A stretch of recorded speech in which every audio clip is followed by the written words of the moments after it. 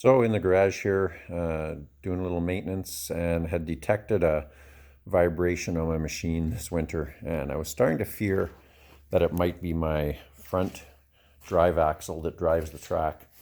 Had feared it might be a bearing again. This machine is 20 years old with almost 15,000 kilometers now, so it doesn't owe us anything. It's been a great machine. So if you haven't checked this on your machine ever, you may want to, because it's one of the few parts on these machines that when they go, it will leave you stranded. So on a wide track, Bombardier anyway, and I've got a VK, it works the same. That really simple to unload the tracks on these. So that's my articulating axle folded up. And this here is the bolt that has the spring cup washers on, which I took off and put on a tie wrap so I don't lose them all. And those went in place, and a couple of bolts on hold this whole track assembly down and level. So to take the tension off that front axle, again with a long track that has articulating track, it's very easy. You take off the two lock nuts, take off the washers or spring, put them aside, just takes 5 minutes, and then this whole axle, which is normally down straight, so my whole slide rail system would be straight across to here. You just give it a push and it goes right up top, and now I've got tons of slack. My whole track is like hanging down. What I like to do is have my jack underneath, and I just unweight it. I just put some pressure on it. The track up front, you can see, is slack. There's no pressure on it. So that's how I start and get it set up like that, and then it makes it very easy. So to get at the bearing, I had to take the muffler off, which very simple. Just the typical springs that pop off, and then the whole muffler comes out in minutes. This is the bearing carrier. The bolts are out because I've already had it out. And again, very simple to get this one out.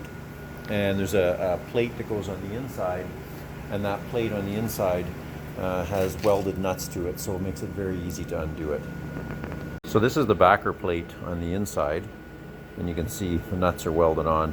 So it's got the slot so it can slide up over the axle, and when your bearing is in place, it's held in the round. There's two pieces there, and I'll show it to you shortly. But to undo the bolt from the bearing, this bolt is they're all 13 millimeter, and as long as your machine has either the brake locked, or in my case it's transmission, as long as it's in gear, it's very easy to undo that bolt. And in this case, the bearing was spinning on the shaft, so there's no effort to take that bearing off. So I'm just going to be careful to take the bearing off.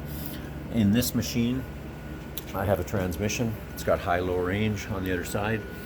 If I slide the shaft too far towards me this way, it's going to partly come out of the transmission, and the collar that goes through the seal on the other side will come out too far, and I'll be leaking oil everywhere, and I don't want to damage the seal either.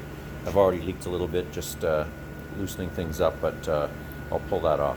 So this bolt here with the big washer is going into the end of the drive axle, and it's just holding, that is the end of the axle right here. That's the axle and the threaded hole in it. This is the bearing collar right here. So this washer is holding the bearing and axle, the end of them flush together, so that it can't move in past the bearing once it's locked in place. So that's the bearing. It's held between these two plates. I'll take it out.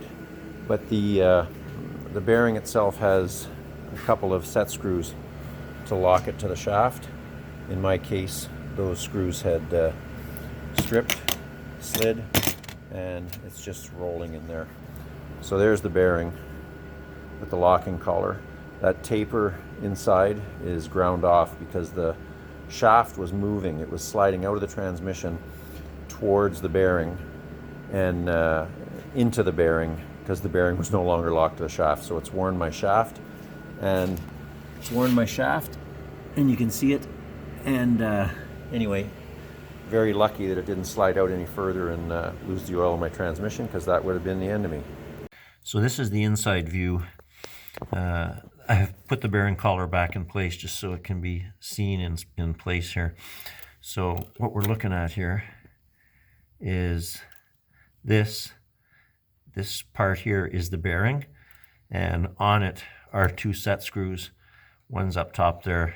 I'm just kind of touching it. The other one is on the other side. You can't see it.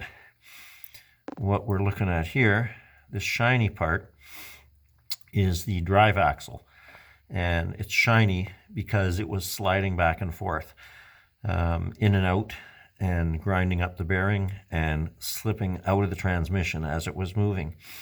So I'm very lucky that I didn't have it grinded up enough that it would have slipped out far enough to lose the fluid in my transmission, because when I take the bearing out, as it is now, I do lose my transmission fluid as soon as the axle moves a little bit off center or comes out a bit off of, obviously, the collar that rides on the seal. So that bearing is very critical, and you should have a look at it on your sled. So just to put things in perspective again, you can see that is the whole front drive axle you're looking at. It's got 2 cogs on each side, and that side over there is coming out of the transmission, and on this side it's just got that bearing mounted to hold it in place, which you can see. So that bearing on the right hand side is probably the hardest working bearing on a snow machine, because it's not in oil like the transmission or chain case side is. So just as a note, many idler wheels underneath the track, you can lose many of them, and it's not going to leave you stranded out, in the bush somewhere. However, your rear axle, the 2 or 3 idler wheels on the back, and that right front axle bearing, is that right front one, because it has the forces of the drive and the gear, everything's being powered by that bearing. It's one of the few bearings that will, if it goes, it will leave you stranded. And many people don't give any attention to that bearing. This is the second time I've changed it on this sled. And my previous sleds, almost all manufacturers have a similar bearing. My previous Polaris, I changed it a couple of times. It depends how many miles you put on it and how much time you spend in slush and everything, and it's getting all wet, etc. But strongly suggest, if you're an avid snowmobiler and you put lots of miles in your sled, that you at least have a look at that bearing and make sure it's okay. So if you found this helpful, I would appreciate it if you'd please like the video and subscribe, and thank you very much.